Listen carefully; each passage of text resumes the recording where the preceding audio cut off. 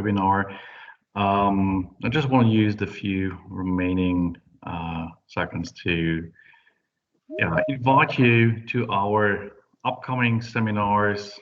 2nd of June, can have a webinar on cross-border retailing, German coffee and Dutch diapers. Carla Achts will shed light on the consumer. Ik heb zo'n webinar, dus... Oh, okay, I just Okay. gonna mute her. Okay, you were going to shed light on cross-border retailing behavior, and on the 22nd of September, hopefully on campus again, we're gonna look at the competences in cross-border recruitment.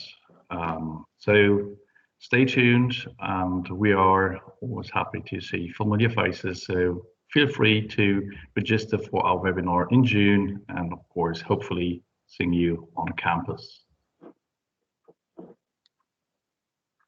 Well, thanks, Patrick. I'll take it over now. Thank you very much for the very nice introduction and nice words to introduce me.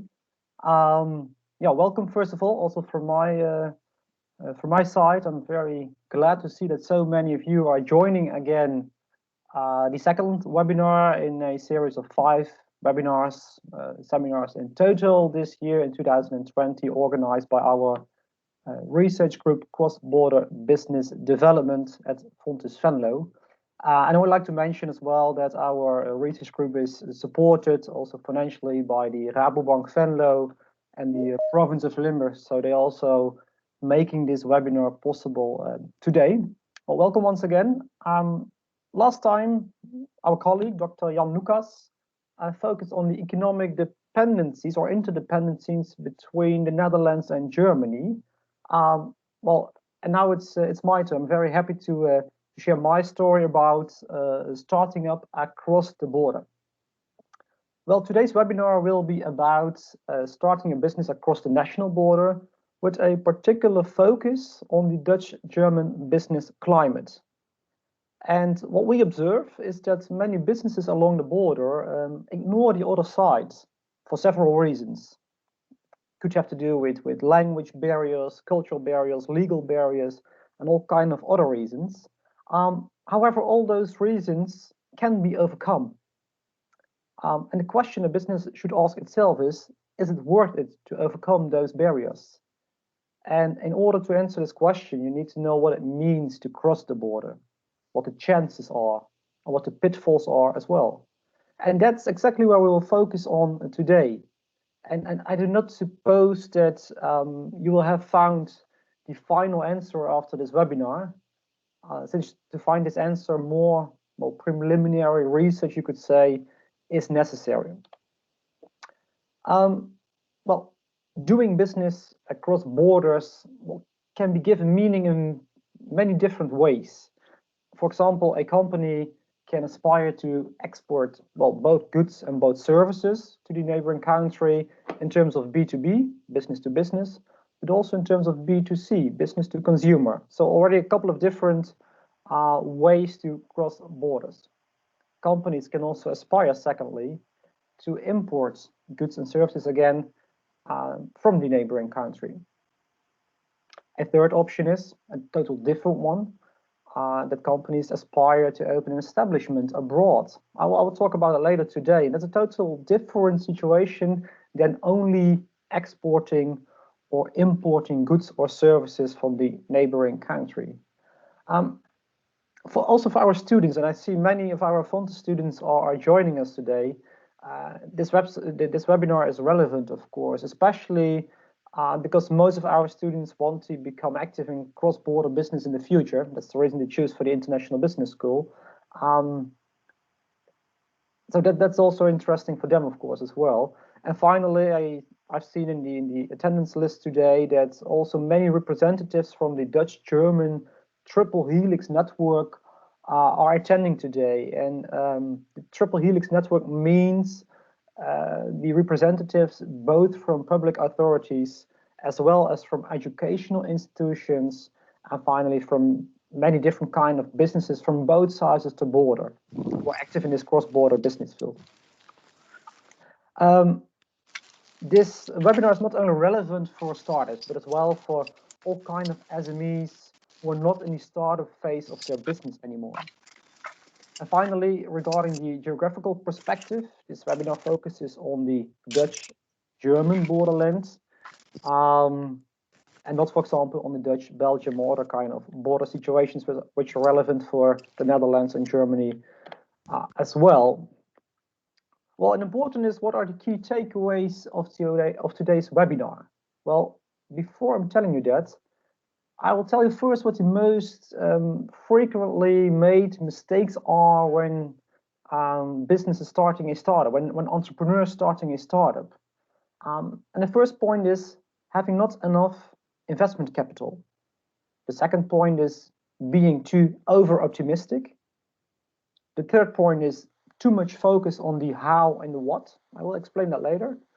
The fourth point is that they do not get out of the building. So they stay within their own room, thinking about processes, business models, but not implementing it and exploring it outside, what it means, what the chances are. A lack of competencies can also be a reason. And the final one, the sixth one, is keep going on too long. And well, these mistakes apply to startups that are nationally active. Well, this research is based on startups which are nationally active.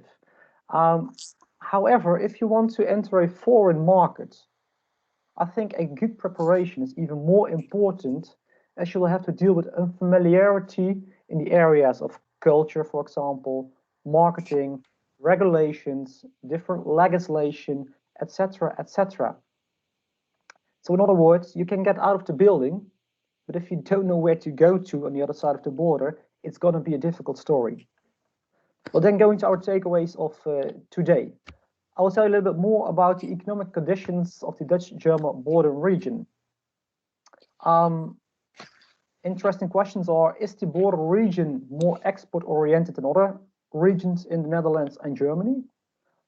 Another question is, are border regions more innovative than other regions more inland in both countries? Are companies in border regions relatively more often owned by foreign investors? Well, there are some questions which are relevant in terms of the economic condition of the Dutch-German border region. A second key takeaway is a couple of facts and figures on export, innovation, and foreign investment, since you need to know how the business climate in a border region looks like before you enter it. A third point, in my opinion, a very important one, is culture. I'll focus on that one too. And finally, I will come up with some do's and don'ts to prepare you as good as possible if you want to start entering a foreign market. Or let's say the neighboring market. We focus on the Dutch-German situation in particular. Well, unfortunately, we don't have the time to discuss all aspects to consider when entering a foreign market. So a couple of examples of things we don't discuss today is the cross-border labor markets, topics like HRM, human resources management, European law, differences in Dutch and German laws is what we don't discuss today. So you have a clear impression of what you can expect today. Well, before we discuss what you need to know and to do before entering a foreign market, a very important question you have to ask yourself is, why the foreign market? What triggers you exactly? Is it only about money? Or is the Dutch or German market saturated? Or is it about proximity? Or do you have a certain belief or passion or message you want to share? Oh, sorry. And please don't understand me wrong. It's not a bad thing to want to earn more money. That's a very logical line of reasoning. But the interesting underlying question is, why do you want it? For example, do you have a single parent who's struggling financially? Or you are saving money for your children's education? That's about the why question. And I think you should always ask yourself this question, not only when striving to enter a foreign market, and the idea of asking the why question first, it's invented by Simon Sinek about 10 years ago. It's called the golden circle. This picture is showing you this golden circle, and he came up with this idea, or let's say differently, most of us are used to start in the outer circle, the what, the outside in method, it's called. Do you, for example, recognize the question, what are you doing for business? Well, according to Sinek, Simon Sinek, you should start with the why, with the inner circle. Since the why distinguishes you from others. It's about your vision and your mission. And that's what makes sense. That is what is convincing other people to buy your product or service afterwards. Well, if you think you have a good reason, a good why to tap into a new market, then still you have to find out if your business concept fits into the foreign market. In other words, do you have to accommodate your business model? And that doesn't mean you have to change the why. That can be the same. But you have to think about your business model on the other side of the border.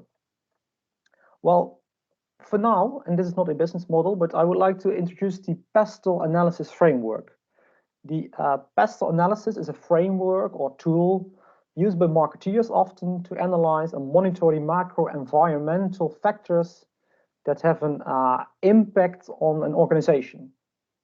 And the result of which is used to identify threats and opportunities and weaknesses, which are used, for example, in a SWOT analysis. Well, today I will only pick out a number of interesting factors since we don't have the time, and not all of the factors are that relevant for this particular lecture. So I take just a few of them. And I could build up a webinar around every factor, but however, I will foresee you with only a general overview. This presentation will give you some general insights. It depends on the company if a certain fact or development is a chance or risk.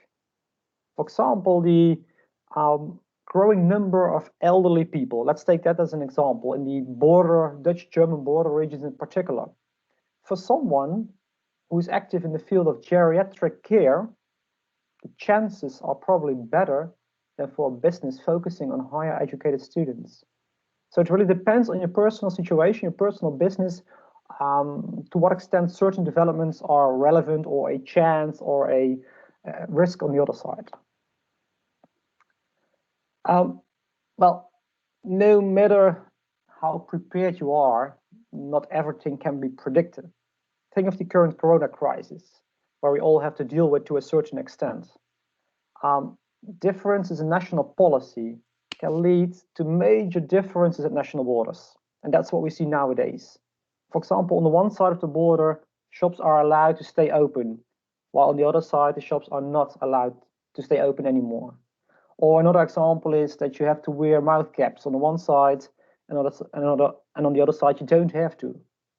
Well, in particular, if we see this from a cross-border perspective, especially retail businesses that are, well, geared to consumers from the neighboring country are currently experiencing additional inconvenience due to the corona crisis. Some roads are even blocked, as you can see on the pictures here, which are showing the border crossings between the Netherlands and Flanders. So there's a different situation going on between Belgium and the Netherlands than between Germany and the Netherlands. But I just wanted to show you what a shock event can mean for, in particular, a border region. And most of the policy is developed in The Hague and in Düsseldorf or Berlin on the German side of the border.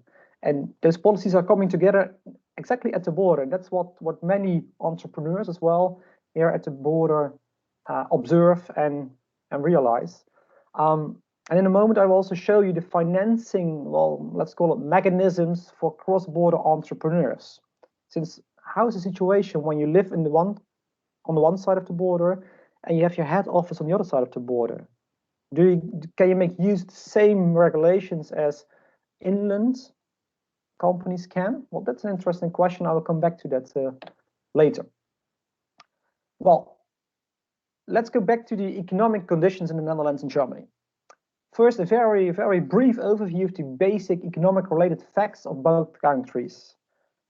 Well, first of all, from a population perspective, Germany is 5 times as big as the Netherlands. 83 versus 70 million inhabitants approximately. The GDP in Germany is only 4 times as big as in the Netherlands. In other words, the Netherlands has a higher GDP per capita.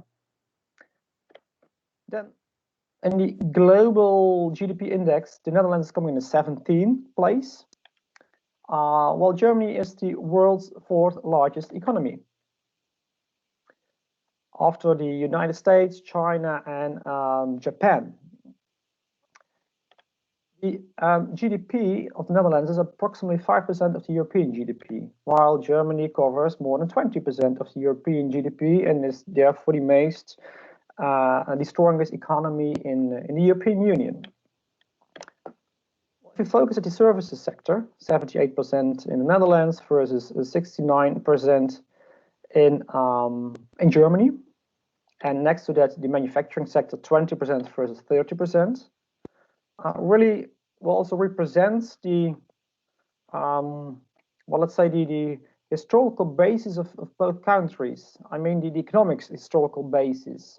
And I mean with this that the Netherlands is a real trade and sales oriented country which is focusing on earning money. So we're a typical sales country, so focusing on services sectors in particular.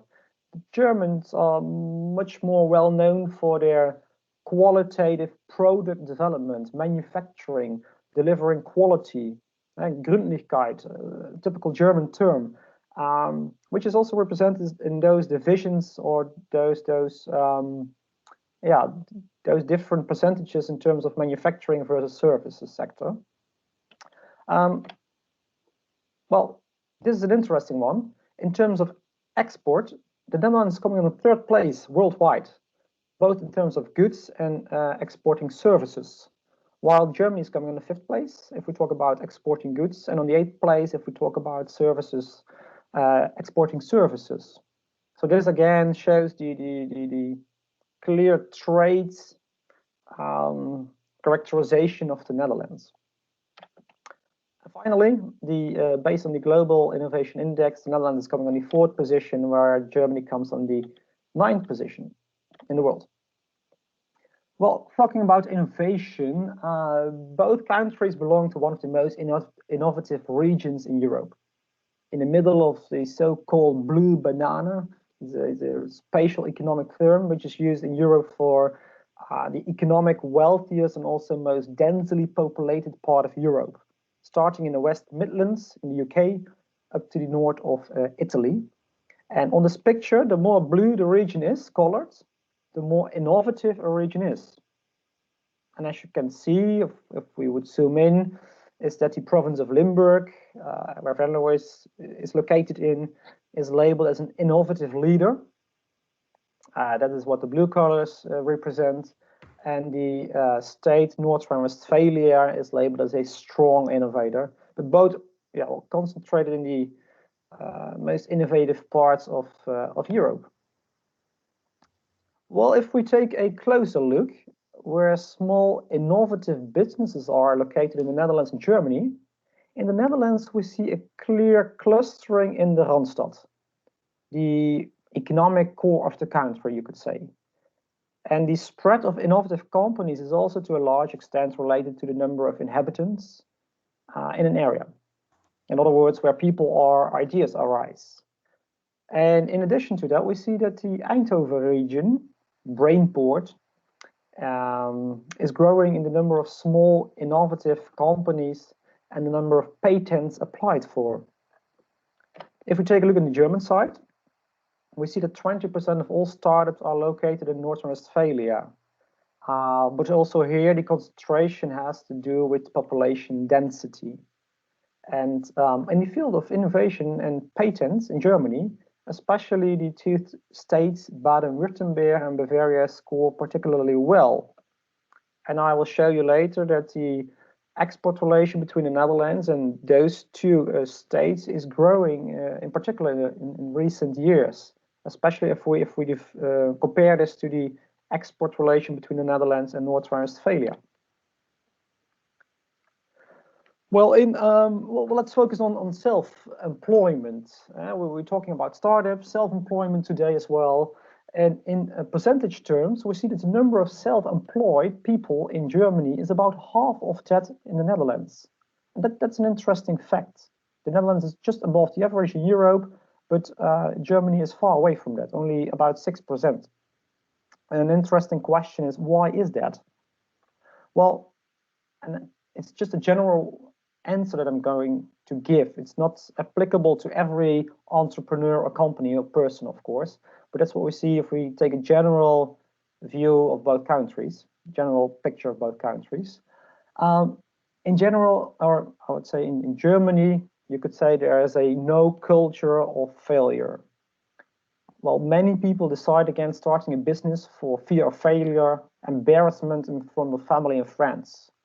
And of course, every child knows that mistakes are the best way to learn, as we all know that, or knew that when we were young kids. But after education, at the latest, it is often said the curriculum vitae, CV, must not have any gaps. And as well, the educational system in Germany is often blamed for the lack of entrepreneurial spirit. The negative image of entrepreneurs and the self-employed slows down the students' ambitions for an independent entrepreneurial future, you could say. Well, on the other side, the positive aspect is here that more and more universities and universities of applied sciences, die Fachhochschule, are promoting their own founder and startup centers and setting up special research chairs to make it easier for students to become self-employed in the future. And I think this should be further expanded in the future as well. Vincent, if I may disturb for a second, interrupt you. Yeah, looking at the differences, Peter brought up the question, are the facts and figures regarding the third, respectively the fifth place in exports, is that expressed as a percentage of the GDP, or are we talking here an absolute amount of euro? It was like 2 slides ago. Yeah, I'll go back to the slides. So can you please once again repeat the question? The question was if the third, respectively the fifth place in export, is that percentage of the GDP or absolute amount in euro? That's what he asked. Very interesting question. Very good that you're asking me this. This is in terms of absolute export numbers. And I'm sorry, I'm saying it wrong. It's the relative export compared or relatively to the GDP. Of course, or not of course, but a country like Germany is exporting in absolute numbers much more goods and products than the Netherlands does.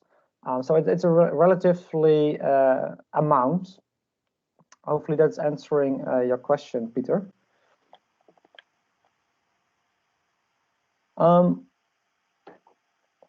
Oh, yes.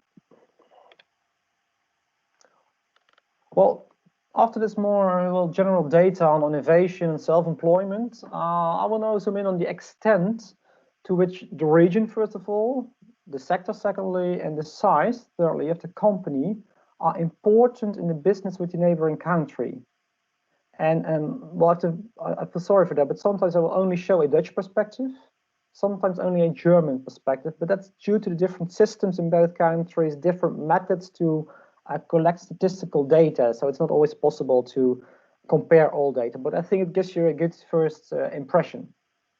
Well, if we talk about employment thanks to export, both goods and services we're taking into account on this slide, we see that almost 500,000 full-time equivalent jobs, or FTEs, in the Netherlands were related to export activities from the Netherlands to Germany, which takes about 20% of the total export-related employment in the Netherlands. Well, a large share of earnings, if we take a look at the right figure, a large share of earnings from exports to Germany was generated in the wholesale and trade, particularly thanks to, or not partly thanks, not only, but partly thanks to the re-export. Our colleague, Dr. Jan Lucas, explained last time that a lot of export from the Netherlands to other countries is thanks to the re-export, which means we first, or the Dutch first, import a product, a good, then create some added value, just rather small added value in comparison to products which are developed in the own country, and then export it again. So that's called re-export. So about 50% of the export is re-export. And what we see is that, as said, the earnings, so the earnings generated by export are the highest in the wholesale and trade, especially thanks to the re-export. Looking specifically at manufacturing industries, for example, we see that the chemical industry and the food industry generated the highest revenues from exporting activities to Germany. An interesting thing to tell you is, I don't know if you know that companies earn much more from exports with Germany than with exports with other countries. So this applies to both goods and services exporters. And the median export value of companies with exports in goods or services to Germany is typically higher than that of companies that do not export to Germany. And among SMEs, the median export value of goods exporters with Germany is about 70,000 euros, compared to only 6,000 euros for SMEs exporting to countries outside Germany. In other words, that's 12 times as big. So in other words, Germany is a very interesting country to trade with. Well, if we take a look from the German perspective, which Bundesländer which states of the 16 states in Germany are the most interesting ones to do business with or to do business in? Well, if we perceive this question from a cross-border trade perspective, we see that by far the federal state, or the state North Rhine-Westphalia is, in terms of export, import, and population and GDP, the biggest one, or the most important one of the German states from a Dutch perspective. On the second place, maybe you would expect this would be Lower Saxony, Niedersachsen, because they are directly the Dutch neighbor state. However, this is Baden-Württemberg, and I already told you both the import and export relation between the Netherlands and Baden-Württemberg is growing rapidly in recent years. For example, by means of exporting and importing medicines and other pharmaceutical goods. And on a shared third place, you could say Lower Saxony and Bavaria as well. So that are the four, well, let's say not most important ones, but those four receive more than 3/4 of all Dutch good exports, and at the same time they supply more than 70% of all Dutch imports from Germany. So that are the four maybe most important states to focus on from a Dutch perspective. Well, continuing with proximity. Is it more relevant to be located in a border region than being located more inland? That question I will try to answer in the upcoming minutes. What the following images show is that relatively many exporters of goods trading with Germany are located along the border with Germany. In other words, if you are located in the border region and export goods, there's a good chance that this is to Germany. Well, this picture is showing the situation for the goods products. Here you see the services, so more or less the same. And the same applies to the services exporters. And thirdly, especially in the border region, we see that many companies who start exporting, that they start exporting to Germany. So much more in percentage terms than companies which are located more inland. So companies in the province of Zeeland or Northern Holland, they only or less than 50% starts doing export with Germany, while in the border regions it's sometimes more than even 30% of all companies who are starting exporting. So apparently there's a stronger connection in the border region with and I think that's not surprisingly, but it's good to show that the border region is stronger connected with their neighboring country. Well, I said such images are unfortunately not available for the German side of the border.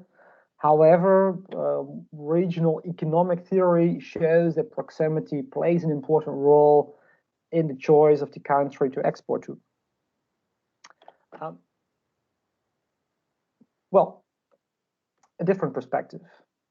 In addition to exporting or importing goods and services, as an entrepreneur, you can also invest abroad, foreign investments.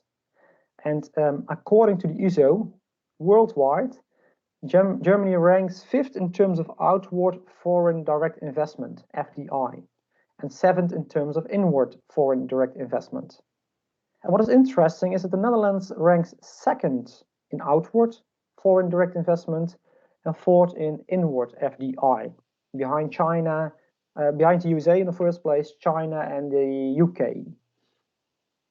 And this also shows again the true, well, let's say, commercial spirit of the Dutch, always looking for ways to make money. Well, if we focus in particular on the Dutch-German relation, what you can see in this figure, all German states are mentioned on the left side in the first column, and we see what the incoming and outgoing investments are, especially also to the Netherlands.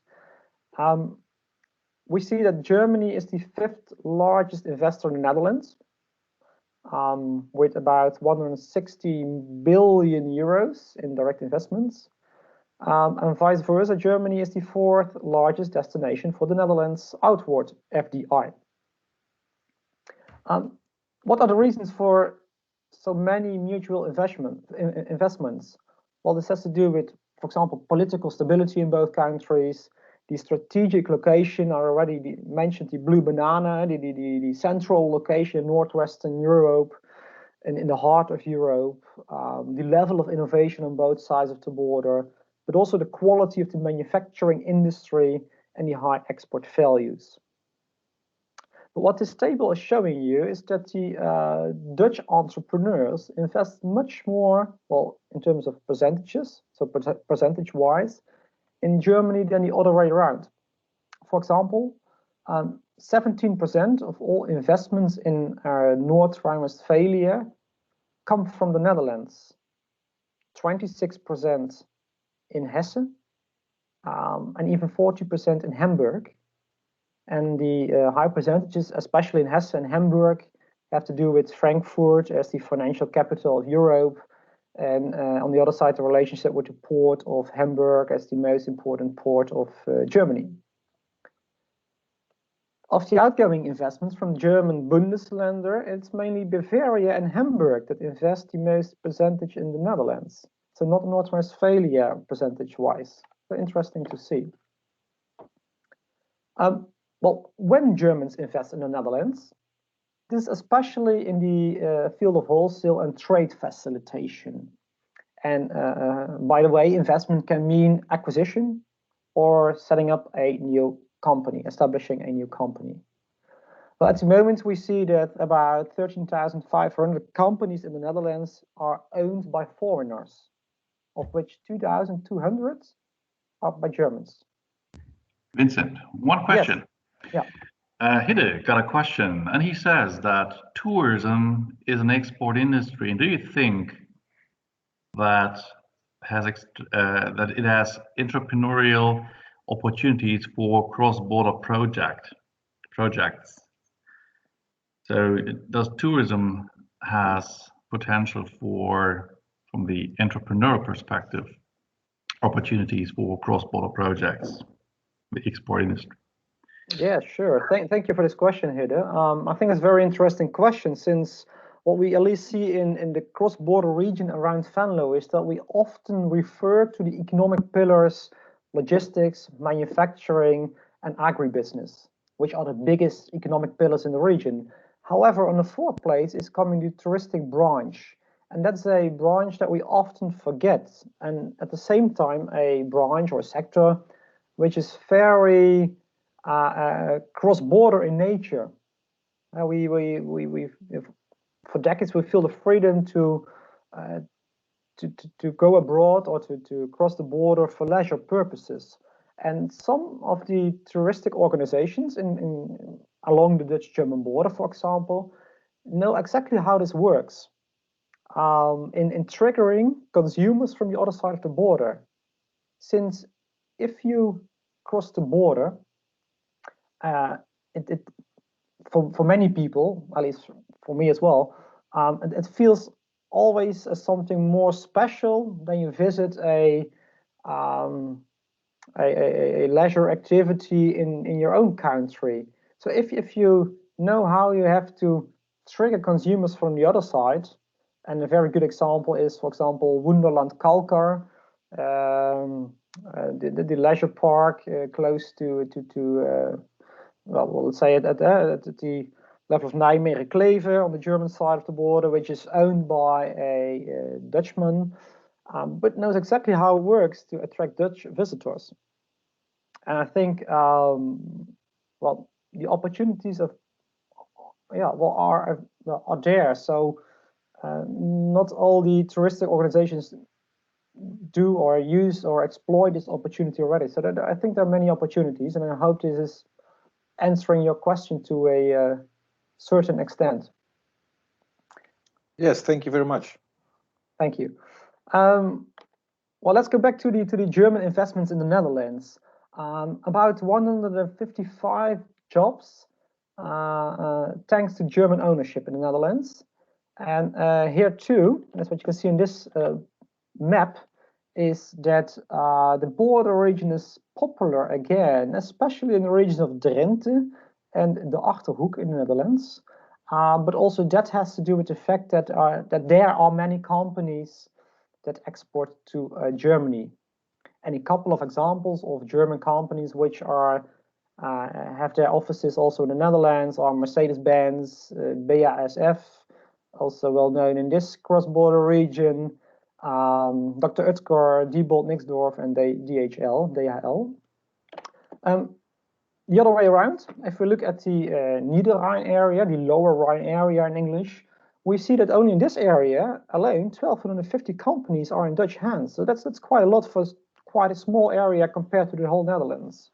And most of them are active in trade and the provision of services, as you can see on the left graphic. What is remarkable is that the Kreis Kleve, so on the bottom of the page you see the division of Dutch-owned companies in the different districts in the Lower Rhine area, for example, Krefeld, Mönchengladbach, Rheinkreis, Neuss, Viersen, Wesel, and Kleve. That especially in the Kreis Kleve, that is the home to many Dutch companies. Examples from Dutch companies in the Niederrhein area, for example, Leolux, a typical, very nice company originated here in Venlo. Redson Garden Products, Van der Lande Industries, Vos Logistics. As said, Wonderland Kalkar is a nice example in the Kreis Wesel. Picnic, I think very well-known example and very current. And Pure Ingredients, both active on the Dutch and German side of the border, for example, in Kaldenkirchen. Well, if you see all those figures, you will think that the Schengen Agreement has had its positive effects. The Schengen Agreement deals with the 4 European freedoms. As you probably know, it's about goods, services, capital / investments, and finally labor. And the first 3 freedoms are, as shown, well used: export, import, goods, services, and investments. But the freedom labor, on the other hand, is hardly used at all. only a few tens of thousands of workers work across the border, some of whom are Dutch, who live in Germany, and then work in the Netherlands again, and vice versa. So apparently factors such as language and legislation are too often still a barrier to dare to cross borders. Having said that, once you decided as an entrepreneur to cross the border, and I assume you are an entrepreneur or you want to become an entrepreneur, you can set up a business model by using, for example, it's just an example what I'm showing here, the business model canvas.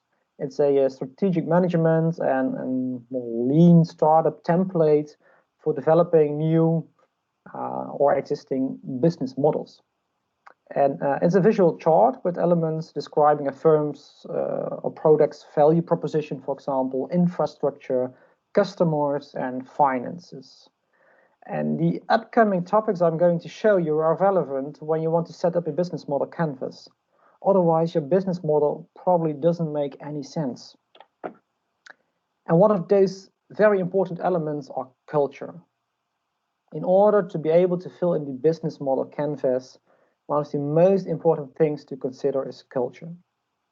It influences the way you organize the channels, the customer relationships, the key activities, for example, etc.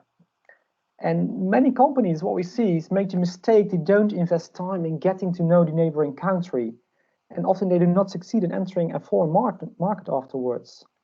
Well, let's take a closer look at the business culture in both countries. First of all, I would like to introduce the Lewis model. It helps us to understand different types of cultures in the world. And well, by the way, culture is much more dependent than only from nationality. However, nationality is an important factor to take into consideration. And the Lewis model categorizes cultures in the following way: 3 different categories. A distinction is made between linear active, multi-active, and reactive. Well, very shortly, very briefly, linear active means those people who plan, who schedule, who organize, and would do one thing at the same time. Examples of countries are Germany, Switzerland, and the United States of America.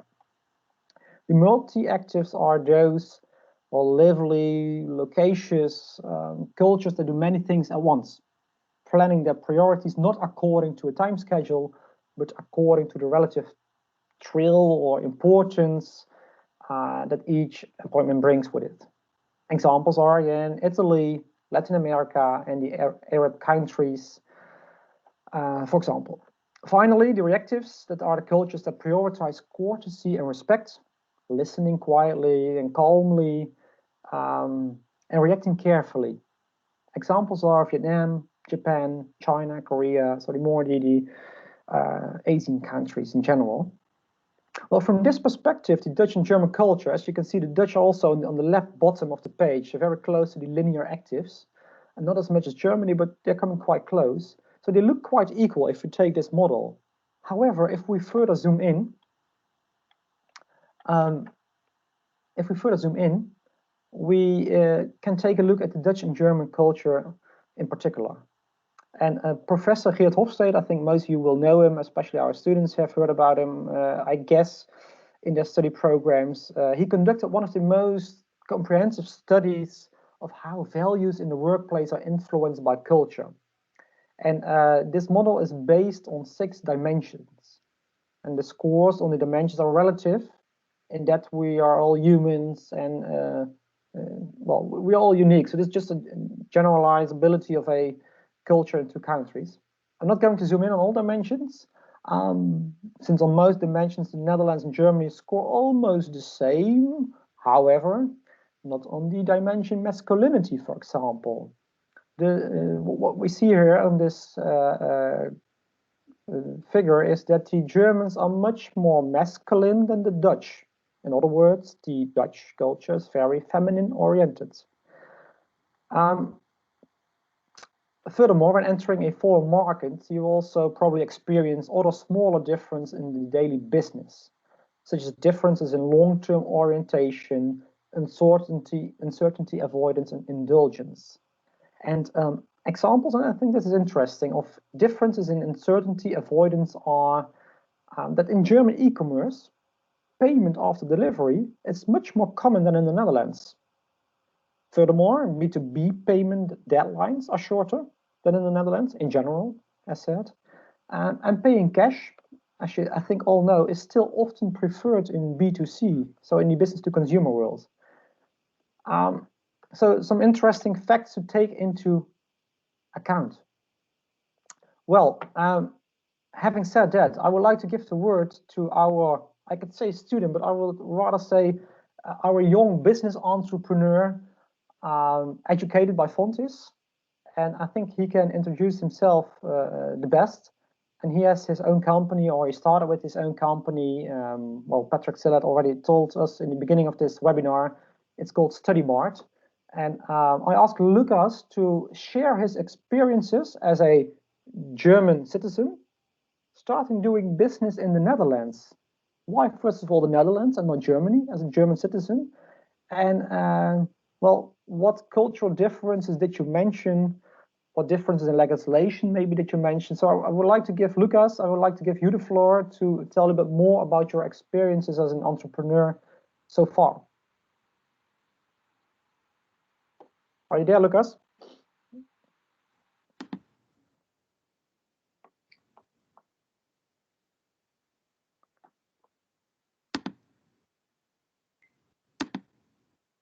Lucas, are you there? Hi. Yes, great. Hi, Lucas. It's up to you.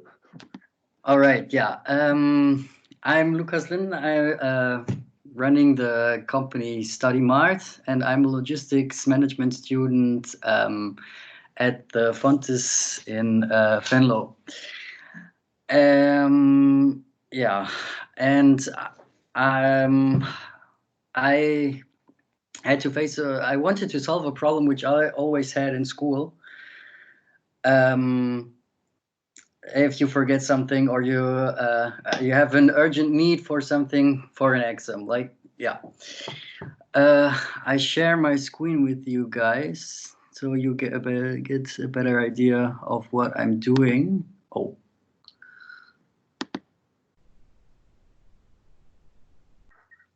Hope it works. I stopped sharing my screen, Lucas, so hopefully it works for you.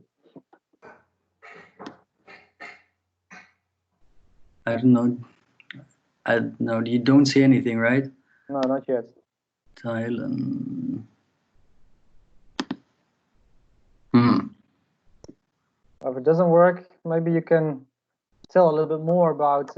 Yes, there it is. Yes, yeah. There it is. We see your screensaver. My screensaver. Yes. Let me see. So. Yeah. I walked out of my door, and yeah, I want you all to imagine if you're about to write an exam at school, and it's a math exam, and you go to school, and when you're sitting in class, you see, oh, you forgot I forgot my calculator. What am I going to do for it? Because without calculator, no math exam. Shortly before, I bought a bottle of Coke at a vending machine down in the cafeteria, and then I came up with the idea, man, it would have been so easy if I just could have bought a calculator at a vending machine at school. And then, I started thinking about my idea, and yeah, basically that picture was in my head. A vending machine for snacks, vending machine for drinks, and then the vending machine for stationery. But stationery is not the only thing what people or students need. So I thought, what could I put in the vending machine to actually make money with it? And then I was first looking for a name, and I came up with StudyMart. StudyMart is a combination between studying and like mart, like a market, like Walmart, and yeah, that was the only name what was still free because all other domains were taken. And yeah, I came up with what I wanted to put in. It's stationery, small electronic items like phone chargers, calculators, and drugstore items. So it's a combination of these three things. Then I had to figure out where can I get a vending machine. Who could configure it as I wanted it for the products, because like a normal notebook, a college block, doesn't really fit in a normal vending machine, and also where I could set it up. The first, this is what the vending machine looks at Venlo right now. And then, oops. So I quit sharing my screen. Yeah. And yeah, then I went to the first to the director of my school and asked him, "Oh, is it possible if I put up here a vending machine?" And he said, "Yeah, you got to check the law." So I had to go to the ministry of the state and ask if it's possible. And of course, in my state, it was not. They told me, according to the law of North Rhine-Westphalia, it's not allowed to use public spaces in schools commercially for with the exception of snacks and drinks. But they also said this law differs from state to state. So I went to the neighboring states, Niedersachsen and Lower Saxony, Hannover, Rheinland-Pfalz, and so on. And I figured that I could do it in Hannover, in Saxony, and Lower Saxony. And I made contracts with schools for test phases to see if the whole idea is profitable. But the guy who was delivering the vending machines to me was pushing the due dates more and more, and I was not able to put the vending machine up in the time I should have. As I should have put it up. And after 1 year, I haven't got the vending machine yet. And then I ask myself, oh, what can I do? I need to study something. I need to do something with my time. Who can help me with that? That the whole thing works out. And because I think I was just too unprofessional, because out of school you don't know how to found a company. And then I thought what study could fit to my business idea, and then I came up with logistics, because if the whole thing grows, logistics would be the biggest part of it, and therefore I wouldn't have to hire somebody to do it for me. And yeah, then I saw the universities which were offering logistics, and the Fontys in Venlo was one of them. And they were also offering a entrepreneurship program, so CVO, Zentrum for Unternehmerschap. I don't know if I pronounced it right. Within this entrepreneur program, they're helping you by what do you need for starting your own business. They support you with in terms of taxes. Like everything, just what is around about founding a company. And with their help, I could set up my first vending machine at the Fontys in Venlo for a certain time, and to see if it's profitable. And it turns out it's not as much as I calculated in the first place, but I still make a plus. And now I have 3 vending machines set up, 2 in Venlo, one at the Fontys, one in a other school, and one at the Fontys in Eindhoven. Yeah, this is what I'm doing, and I hope that I can expand to more locations in Venlo or in Eindhoven or in general to the border region, because I live in Krefeld, but I study in Venlo. It's not that far, so better be close to my home. Yeah, Vincent told me told me when I had a conversation with him earlier, he told me that I should say something about culture and something about culture between the two neighbor countries. Within the entrepreneurship program, we also made a personal profile and what are the most important things for an entrepreneur in life. So do your visions for life fit to your business idea? And I figured that there were a couple of differences in the mentality between Germany and the Netherlands.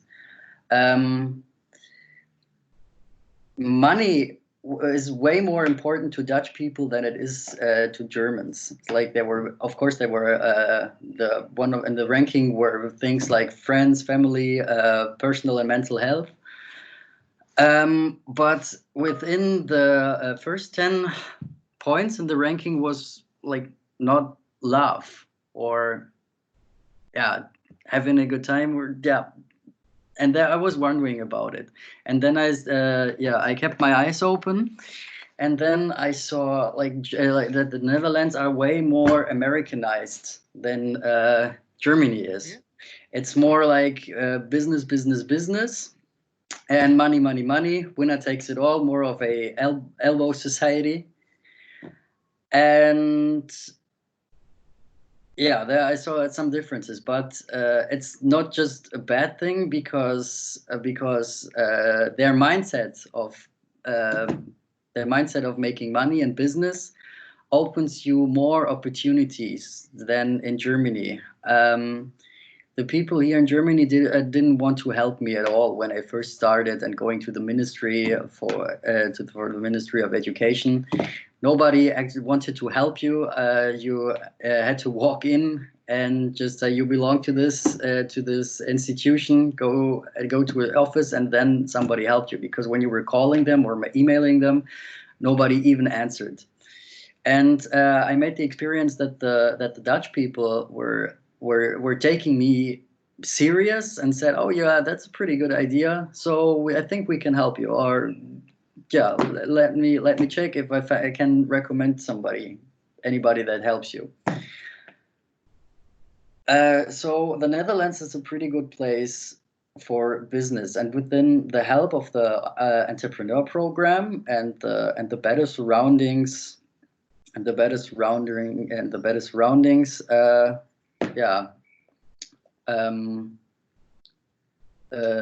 don't know the word right now. Made me the decision to quit Germany at all and just concentrate on the Dutch market, because the bureaucracy in Germany, I failed to the bureaucracy in Germany, and then I said, just go to the Netherlands. It's easier there. And especially the tax regulations are way better for entrepreneurs in the Netherlands. I think the free amount of earnings in the Netherlands is almost double what is the amount in Germany without paying taxes. That was also a reason, because as an entrepreneur in the first year, you want to say you don't have that much money, and you have to weigh up your options after how many years you would have to pay taxes. And I can grow pretty big in the Netherlands until I have to pay taxes, and because paying taxes would push you back. Like in Germany. If I just can get 8,000 euros, or I don't know what it was exactly, but at least in the Netherlands it was way higher. So yeah, I concentrate on the Dutch market. I want to expand in the Dutch market. Economic surroundings are better in the Dutch market, and I hope it will work out for me. Okay, thanks, Lucas. Thank you very much for sharing your experiences being an entrepreneur across the border. And it's interesting that you mentioned a couple of things which I also mentioned in my presentation so far, about being a little bit maybe too over-optimistic in the beginning about calculations, about a little bit more friendly entrepreneurial culture on the Dutch side of the border, and differences in regulations. For the last couple of minutes, I would like to show you my last couple of slides with a couple of do's and don'ts, and how can we help you if you want to further expand your business across the border. Give me a second. Hopefully my PowerPoint continues, but not at the place I wanted to.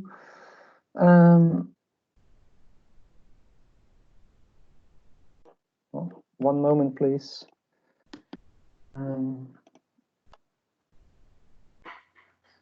Here I am. Yes. So finally, a couple of do's and don'ts from both perspectives. I would like to share with you. I will tell a little bit more about the differences in marketing on both sides of the border. Also, very interesting to take into account when you starting your business across the border. It's not exactly the same. But let's start with the do's and don'ts. So let's say you're a German entrepreneur like Lucas and you start in the Netherlands. Well, what are the do's? Well, the Dutch communication style is different. It's more direct, as Lucas already told you, and it's something to be prepared for. In the Netherlands, it's very normal to consult all kind of colleagues on all kind of levels.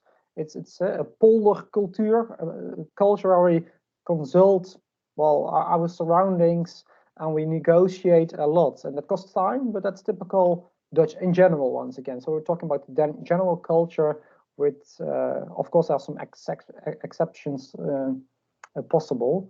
The Dutch are thirdly a typical networking culture. Using LinkedIn is a very important element for getting connected to the business world, more than Xing is used in Germany, for example. Professional experience is important when you apply for a job in the Netherlands, more than, for example, a title that you have based on an educational program, which is more important on the German side of the border in general. What I said, the Dutch are quite direct. They come to the heart of the matter quickly, and don't worry about losing face. That's difficult in general for the German side of the border, but do take initiative. That's appreciated on the Dutch side of the border. Well, in other words, the don'ts: don't be afraid of asking open and critical questions as well. Overdressing, well, preferably not. Don't expect lavish meals or sightseeing tours in town. That's a little bit more German than Dutch when you visit a business partner, for example. And don't boast about economic degrees if you're a doctor or a professor or whatever. In an answer, it's less important than on the German side of the border. Well, the other way around. If you're a Dutchman and you start doing business on the German side of the border, still speaking the German language is an important element. We see that also on the German side, more and more the English language is accepted as a way to communicate in business. But in general, we see that Germans are really appreciating when they know what they are talking about. So it gives them a kind of quality and power if they for 100% understand and can say what they want to say, more than It's more important than for the Dutch. Being formal, being on time, pünktlich, using titles as said, knowing the cuisine, for example, having a hot meal when you're passing by for lunch or something like that. And formal clothing is much more common on the German side. Due to the time, I'm going a little bit faster through these examples, but you will all get the slides afterwards, so you can take a closer look at them. One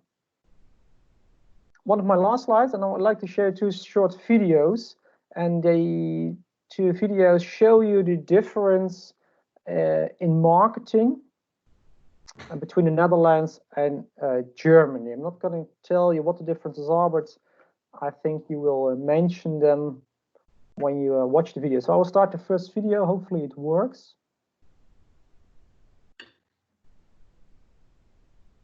Not yet.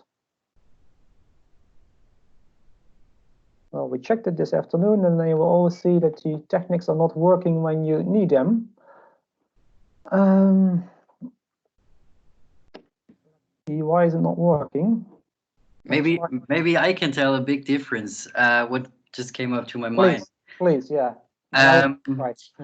Well, in terms of the differences in culture, the Germans still pay a lot in cash, and the Dutch don't. And I haven't taken that in account. So I bought the vending machines without the option to pay with your phone or with EC or debit or credit card. And for making business in the Netherlands, I have to adapt to this. I have to adapt to this thing. So if I get new vending machines, I need them with a terminal for cashless pay. Otherwise, it's very likely that I lose a lot of sales if I don't adapt to that. Interesting. Well, thanks, Lucas, for sharing this example. I think the links are working. So may I ask Patrick, our moderator, our host today, if it's not working, to give me a sign. Certainly.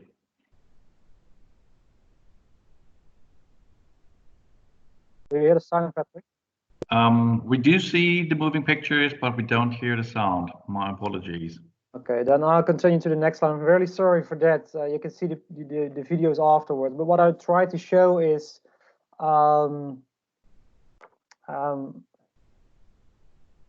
once again, I have to share my screen. What I'm trying to show is that, yes, the Dutch marketing often focuses much more on feeling and experiences. So high discounts and buzzy advertisements are more common in the Netherlands than Germany. And successful marketing on the German market is mainly focused on quality and content. So a German would rather know everything about the product and the specifications.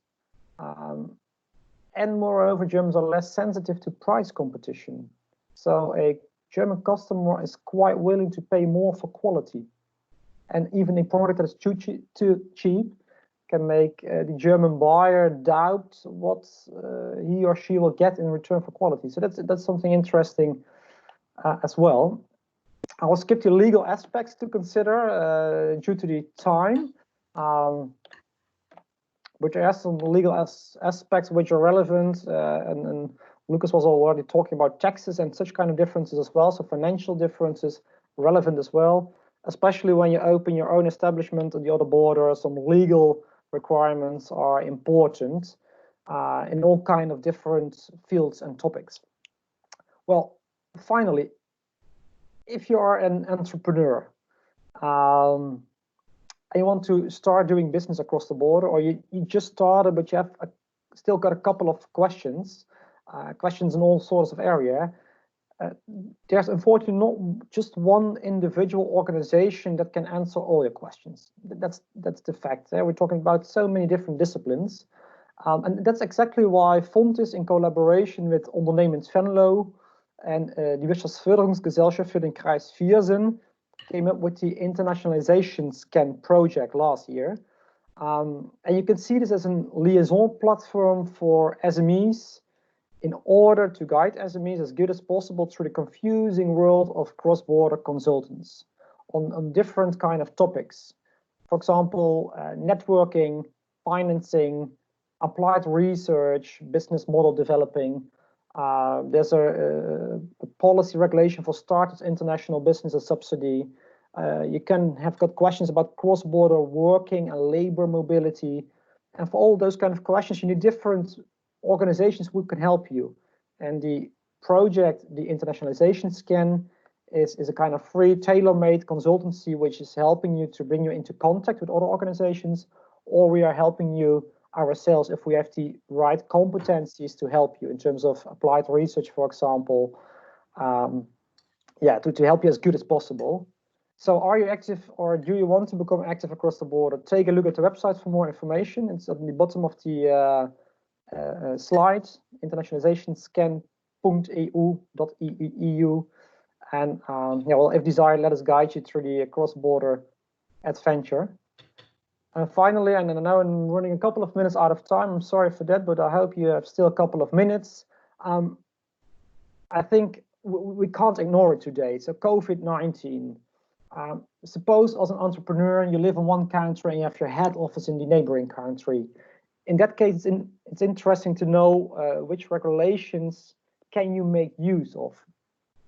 And what we see is that there are differences between people who live in the Netherlands and have their head office in Germany, and vice versa. Well, let's focus on the first situation first. You live in the Netherlands, you have your head office in Germany. Having your head office in Germany is a very important requirement for the state North Rhine-Westphalia, for example, to foresee you with financial or with fundings or grants in this difficult time. In North Rhine-Westphalia, they came up with the Soforthilfe. It's a grant of maximum 25,000 euros. What's interesting to know is that if you have your head office in Germany and you live in the Netherlands, you can also get income support from the Dutch government. It's part of the TOZO regulation, regeling in Dutch. I think most people know this, most of the entrepreneurs, and it can support you with some income support for at least 3 months, between 1,000 and 1,500 euros. But it depends on a couple of criteria, of course. So you have to be a freelancer, for example. The other way around, it's a different situation. You have your head office in the Netherlands. I'm sorry, but you live in Germany. You will get a business loan. So you also only get support from the Dutch government in this situation. So the Germans are saying, no, you have your head office in the Netherlands. It doesn't matter that you're living in Germany. The Netherlands has to support you. Well, that's what is happening since last week. So there was no regulation at all till last week, which means that those companies can make use of a business loan, a lening in Dutch, of maximum 10,000 euros with a interest rate of 2%. This is only for freelancers once again. Next to that, finally, there's a separate additional regulation for companies in certain specific sectors. Will get a one-time grant of 4,000 euros. But the situations, as you can see, are quite different between both countries. Well, finally, summarizing the webinar of today, I think I've shown you that the economic relationship between the Netherlands and Germany is strong, both in terms of goods and services exports, but also in terms of foreign investments. And especially in the border regions, the connection with the neighboring country is very strong. Furthermore, the neighboring country is often the first export country.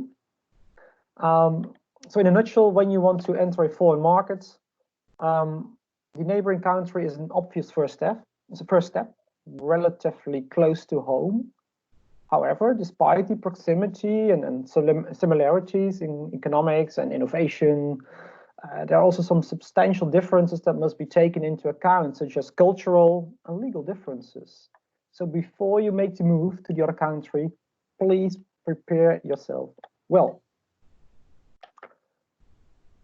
so as I said, think before acting, be prepared. Well, finally, I hope that the webinar has given you new insights, first of all, and that has given you some concrete suggestions. Well, thanks from my side for being here. Once again, I'm sorry for the little delay in for the little extra time I ask from you. And well, if there are any further questions, feel free to ask them. I have time to answer them. So thanks once again.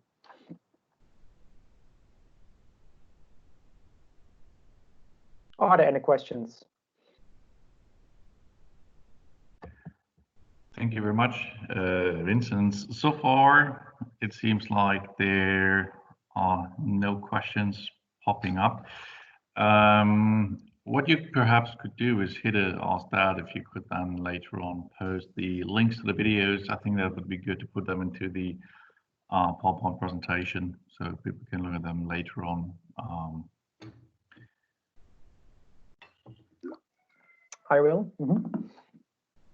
And as said, we will all send you the PowerPoint presentation as a PDF file, and moreover, the video will be available on our website of our research group, fontys.nl/cbbd, cross-border business development, within the upcoming days.